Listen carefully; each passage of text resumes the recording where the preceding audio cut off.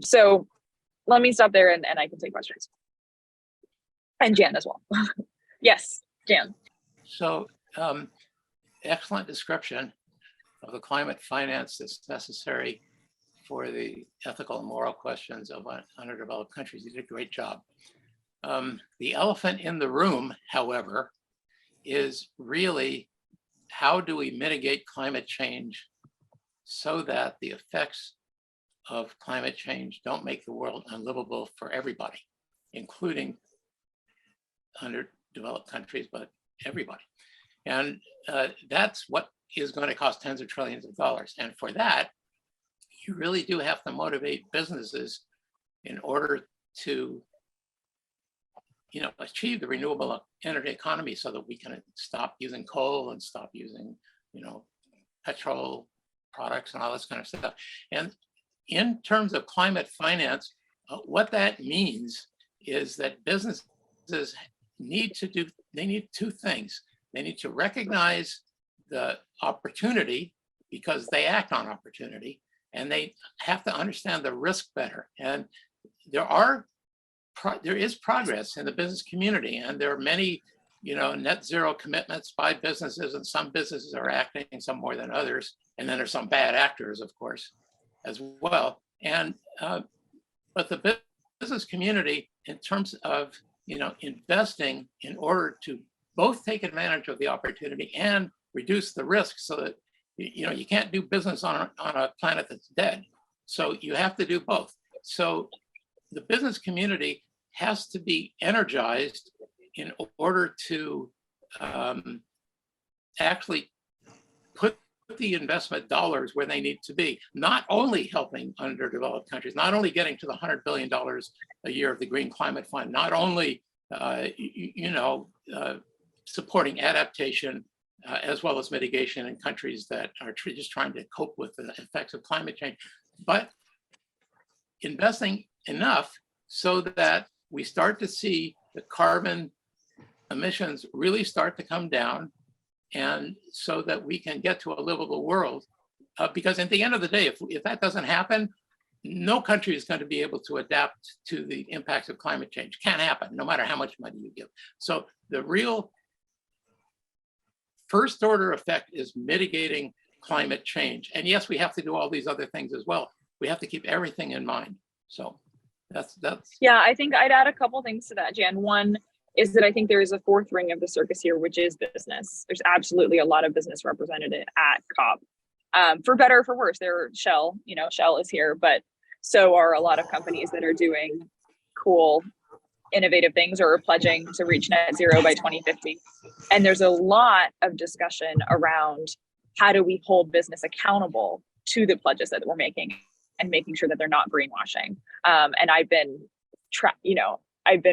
tracking that very closely these last 3 days. The UN Secretary General just came out with a big report talking about what does it mean to actually pledge that you're going to be carbon neutral. So yeah, I think business, and that's one of the biggest sticking points in the climate finance negotiations, is that the US and other developed countries are really adamant that business and private finance needs to play a huge role, not only in the transition you're describing, Jan, which is the kind of mitigation transition globally, but also in this north-south transfer of funds. But developing countries are quite skeptical of that, especially given the high cost of finance that comes from a lot of private sources. And so it's absolutely needed, and of course, very complex and tense. Okay, we have two questions on the floor, and I did put in the chat. I'm happy to stay past time. No one else is under any obligation, but we're having an excellent discussion and don't want to interrupt it with my other my other normal daily announcements. So those can happen after the fact. All right, from John Grant, we have, can either speaker address the status of their understanding about carbon sequestration options, technologies, etc. And then we'll go to John Dundon after for the question after that. Yeah, I could say a few words about that. So carbon sequestration comes in many flavors. And in terms of, so what does it mean? It means taking carbon dioxide, which is causing global warming, out of the atmosphere and putting it somewhere else where it's not contributing to global warming. That's what it means. In these scenarios that deal with, getting to 2 degrees or 1.5 degrees even, carbon sequestration plays a big role. So that's the first thing to say. Second thing to say is that carbon sequestration, if you talk to the people that are involved in carbon sequestration, then the techniques are basically not available to scale and not available to be, cost effective.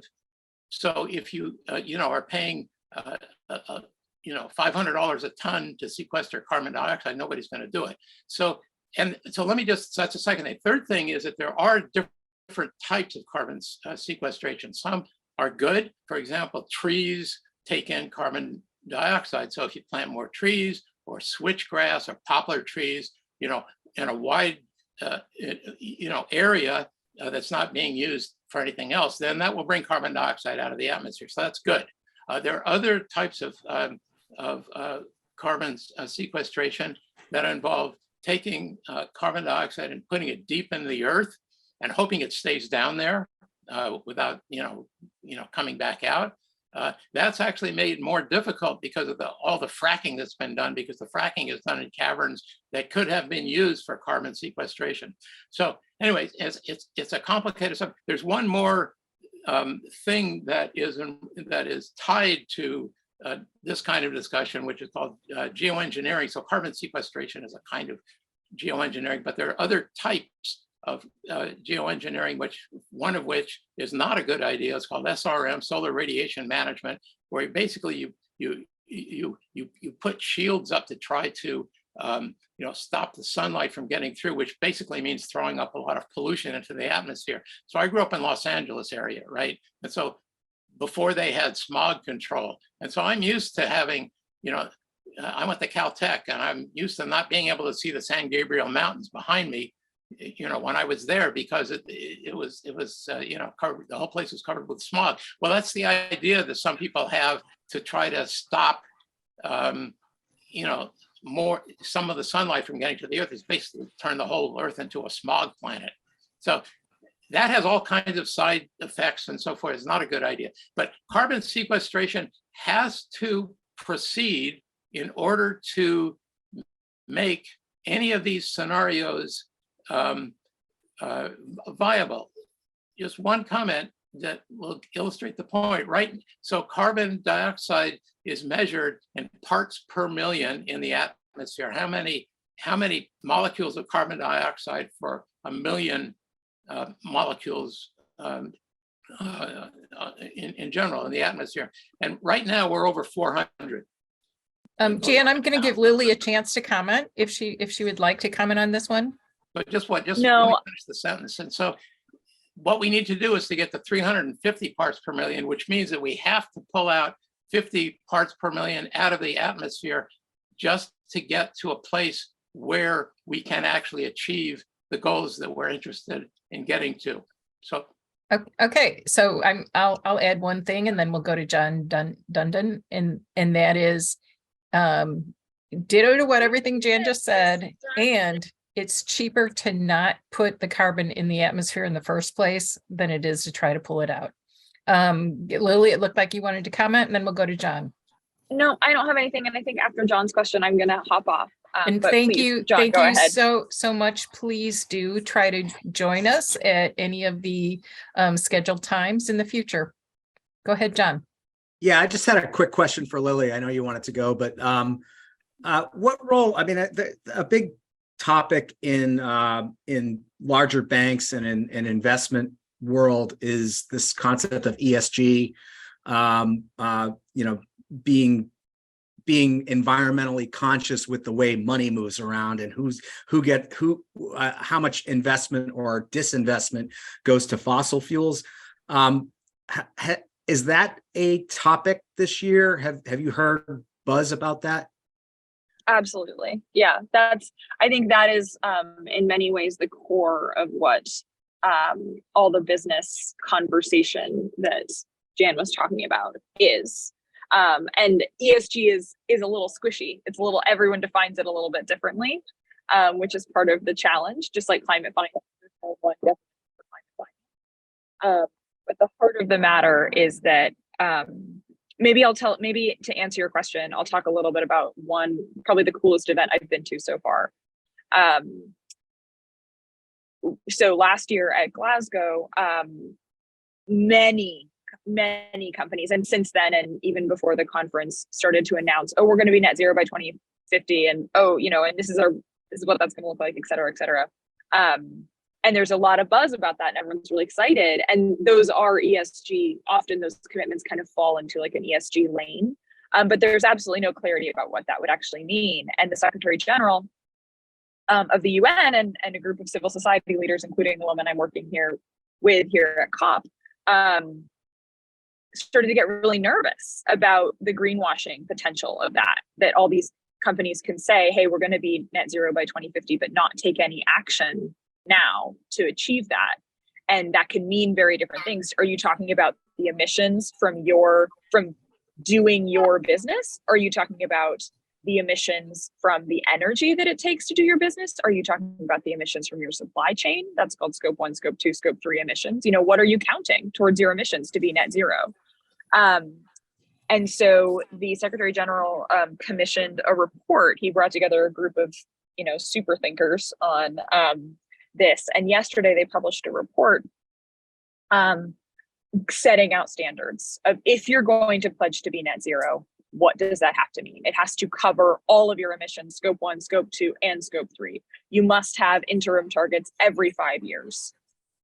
You must be transparent and report it in the same way across platforms. And we need to have a publicly accessible, transparent database where all companies are reporting their plans and whether or not they're meeting those plans. It goes on and on. There's kind of 10 different points for how you're supposed to do this. And obviously the UN Secretary General can't tell companies what to do. He has no regulatory authority, but it's hugely impactful in a kind of standard setting way.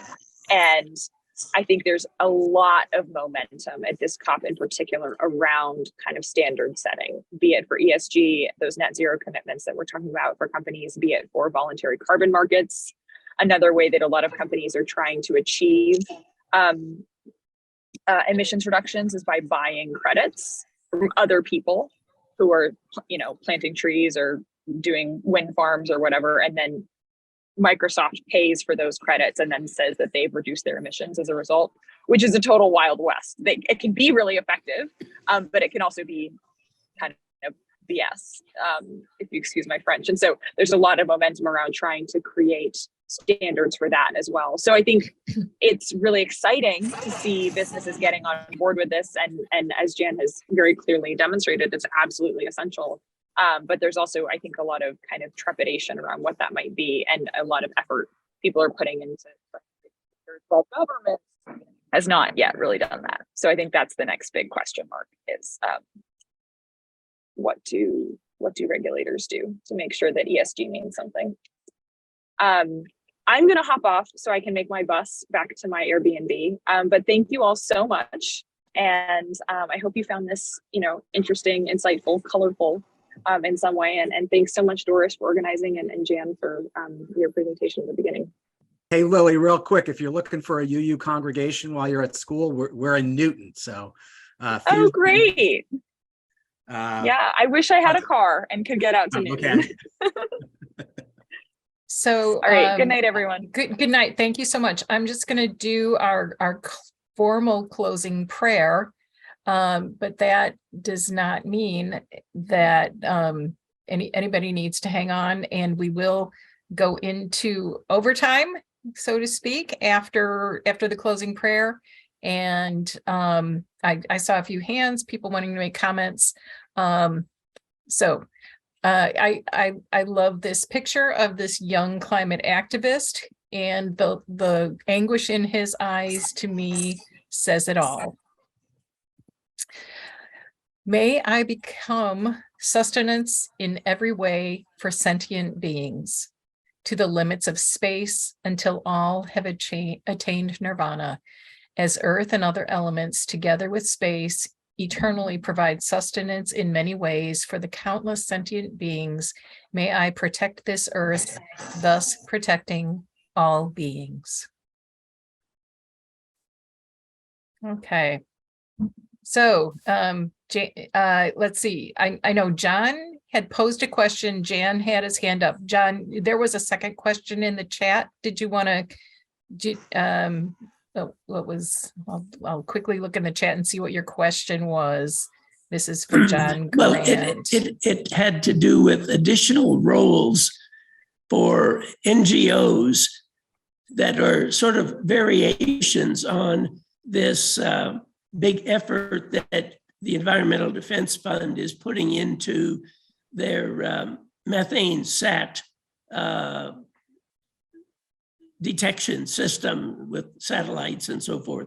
I mean, what roles, if John Kerry could muster 10 big NGOs to help him with this global problem, what might they do effectively? And I was just wondering if Jan had some ideas, or obviously anyone else as well. Sure. So great question.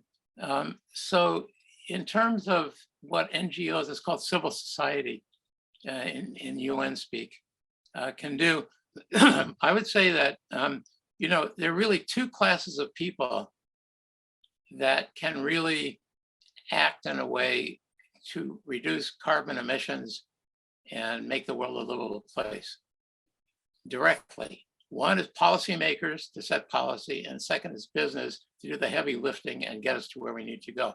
NGOs can play a huge role in motivating, in educating, in letting business know, what risks there are and what the opportunities are.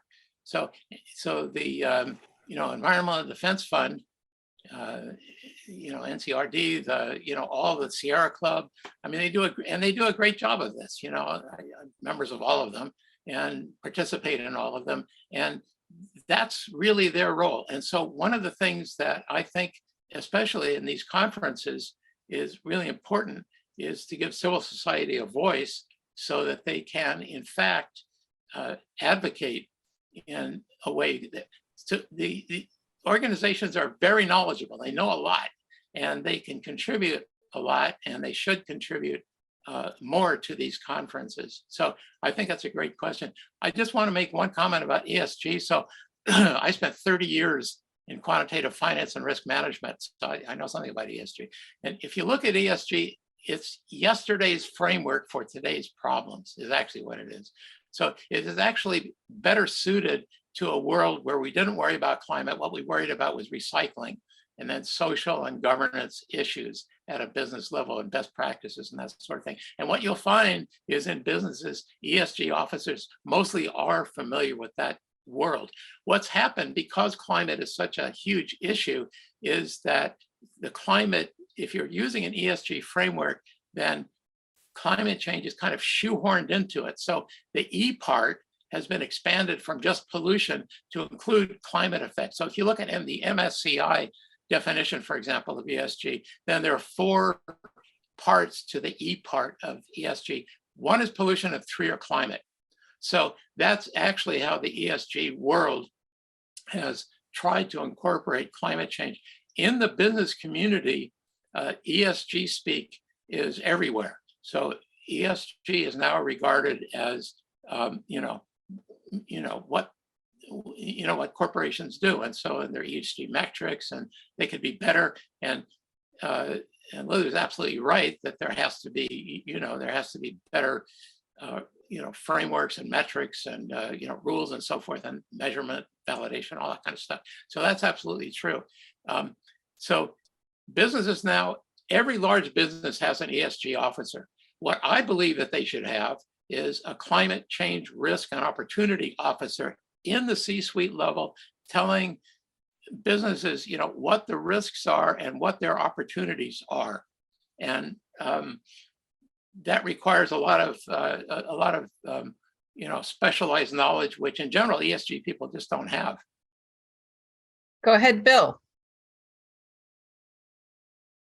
I want to mention one particular non-governmental organization with which we're all familiar, and that is the UU Association itself. And UU churches acting together, we have what are called state action networks. You may be familiar with those. For example, we have in Washington State something called Justice Washington, spelled with 2 U's. And these state action networks can be very, very effective at the state level. We also have UUs very active at the local level. We have in the city of Washington, city of Seattle and Washington, also the suburbs around Seattle. People for Climate Action, which was started by a UU member. So these are people who have taken on themselves to work at the local and state levels to do things that for many years were not done at the federal level. Now things are improving at the federal level, but we still need the local and state levels. So I have a question for Jan, the physicist, and for anyone else who has the background that can answer my question. And that is, I keep hearing, well, we might overshoot 1.5 for a little while, but then we'll bring that curve down and get back down to 1.5. Now, to me, that sounds like it's okay if life forms are put in boiling water for a decade or so. We can turn down the heat and the water can cool down.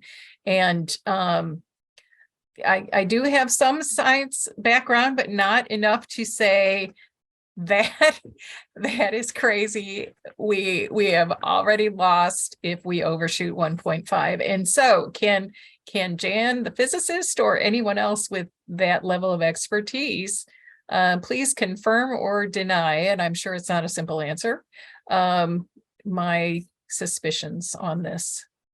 So you're talking about what is effectively in physics language called hysteresis. What that means is, is the path, if you finally wind up at 2 degrees, is the path to 2 degrees, does that matter? If eventually you get to 2 degrees, does the if you overshoot and then come back down, or if you kind of get there right away, and how much difference does that make? And it depends on what you're talking about. So if you're talking about boiling frogs and oil, then sure, and if you're talking about if you're talking about tipping points, which is kind of the boiling frogs problem, then yes, it's huge. Because if we, for example, wind up melting huge amounts of ice in Antarctica, where you have glaciers that are simply, holding back enormous ice sheets, and that could, get into the ocean, and they melt, and then finally you bring the temperature back down. Yes, it matters. So on the other hand, if it's a choice between, overshooting and coming back down, and overshooting and staying up and not coming back down at all, then coming back down is better than that.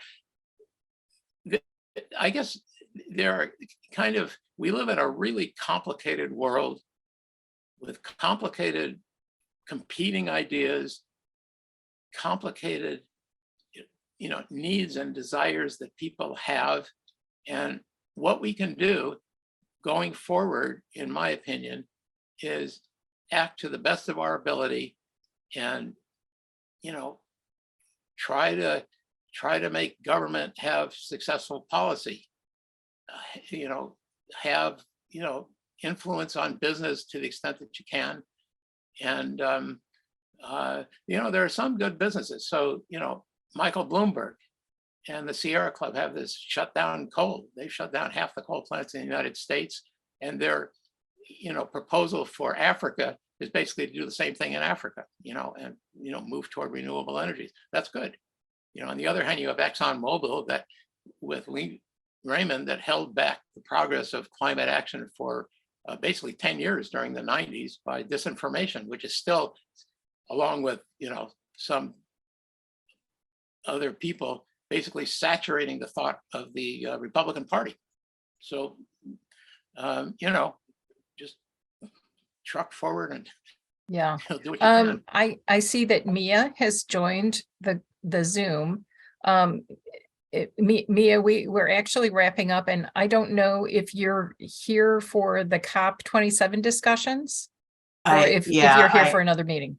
No. Oh, the okay. COP27. I'm sorry, I joined late. So if you're wrapping up, I understand. Well, you know, we're actually in overtime, so our discussions are continuing for just a few minutes, but welcome, and please definitely do continue to join our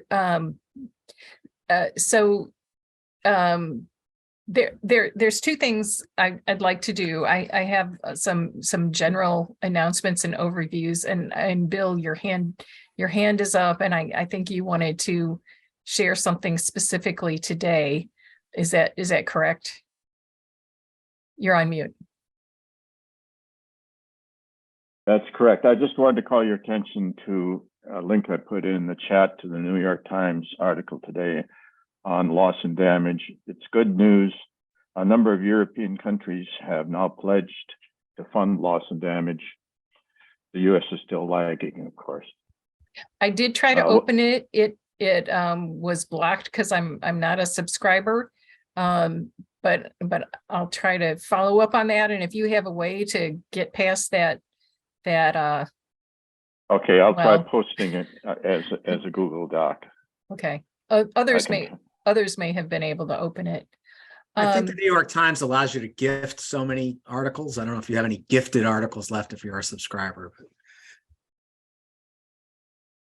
So my quick summary, we've all just been through and will continue to be in the throes of the midterm election results. I have two things in particular to point out about the midterms. And that is, first of all, with the Republicans taking the House and possibly the Senate, although, you know, it's looking like it will be less drastic than it could have been. That means that climate action falls more heavily on the shoulders of state and local actors. So just like we had to do it during the Trump administration, we have to carry the load and then some. The second thing I'd like to point out regarding the elections is our Unitarian Universalists for Social Justice organization that lobbies for all kinds of justice issues at the federal level. They have numerous opportunities to take action on the issues that they focus on: immigration, democracy, election protection, and environment. This series raises up the noon action hour for promoting climate reality, which will be held on Monday, the 14th, where we're all encouraged to participate in an action, as in sending a letter, making a call to our elected representatives during the lame duck session, and having them take action during the lame duck session on funding the U.S. fair share of the Green Climate Fund and Environmental Justice for All Act. That is just one action hour in a series that they are presenting over the next few weeks during the lame duck session, hoping to, make the most of the session that we can. I'm going to put into the chat an offer from the State Department to be alerted when notifications come out for public briefings, and you just need to sign up to get on that list. Our next session will be tomorrow. Today's Wednesday, tomorrow's Thursday, tomorrow, 4 p.m., right, Bill, 4 p.m. Right, 4 p.m. Eastern, 1 p.m. Pacific time. And so that's Thursday. Also on Friday, same thing, 4 p.m. And we will have guests from Green Faith with us on Friday, November 11th at 4 p.m. That would be Reverend Amy Brooks Paradise and also Allie Tharp, who was the program manager for UU Ministry for Earth, who has transitioned to the faith coordinator for Green Faith on the People versus Fossil Fuels campaign. Do go to the webpage, and I'm not going to take the time to raise up the key messaging right now from the UU Service Committee that is participating in COP and setting the priorities on behalf of and in partnership with frontline partners.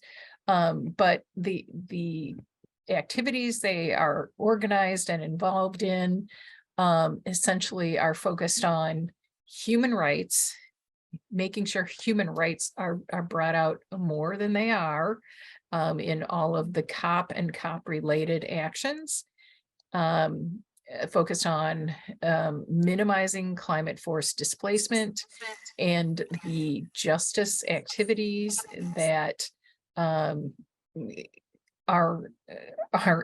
interwoven with doing so, like loss and damage, and several others. They are on they are at the very top of the webpage that I will repost in the chat. They are also holding 5 sessions at COP. I have not cracked the code for how to find everything easily on demand that has already happened. I've actually kind of been waking up in the middle of the night and keying into some of the live programming, which has been fascinating and very informative. Kind of like Lily said, there is just this massive potpourri of every topic under the sun. I do want to, Mia, I don't know you, but I welcome any comments or thoughts that you have joined to share, or maybe you just wanted to listen in, I'm not sure. And then we'll go to Bill and have him make sure he has a chance to share what he has brought, and then we'll say goodbye till tomorrow. Go ahead, Mia. Okay, no, I'm just grateful to be able to have joined. I've been waking up and watching, and I'm a member at Summit Beacon in New Jersey, in Summit, New Jersey, but I am also the board president for UU Faith Action New Jersey. So we moved legislation in Trenton, New Jersey, and our environmental justice task force is laser focused on that. And I'm just very grateful for that I signed up to participate in COP27 and just watch, and it's horrifying. So, and I'm just grateful to be with all of you in our faith community. And actually, Reverend Mary Catherine Warren will be here this weekend at our church. So I'll get to see her and talk to her about what's going on with UUSC. But thank you all for being here, and I'll be here tomorrow and Friday. Oh, awesome. And so are you're part of the QSANs? The Yes. state. Okay, excellent. Yes, our Excellent. executive director is just newly ordained Reverend Charles Laughlin, and previously it's Reverend Rob Gregson, who is still with us, but he's very ill still from long COVID from March of 2020. So, yep. It's hard to hear. Yeah, we of course need stronger relationships at the local and state level, and so much so much potential for all of those relationships, all those organizations at the QSAN level. And you're looking at well, it definitely at least one other strong member of the QSAN, Bill McPherson out of Seattle. All right, Yeah. Go ahead, Bill, and then we will say goodbye for today. I was just going to say that we will defer discussion of the ENB report for yesterday and today until tomorrow. And please do take a look at them. I'll bring them up tomorrow. great. And those ENBs, there's an easy link on the webpage. I can put a Um, link also in the chat perfect, here today. Perfect. Yeah, Yes, yes, please do. okay. All right. Well, good to see everybody and looking forward to continuing.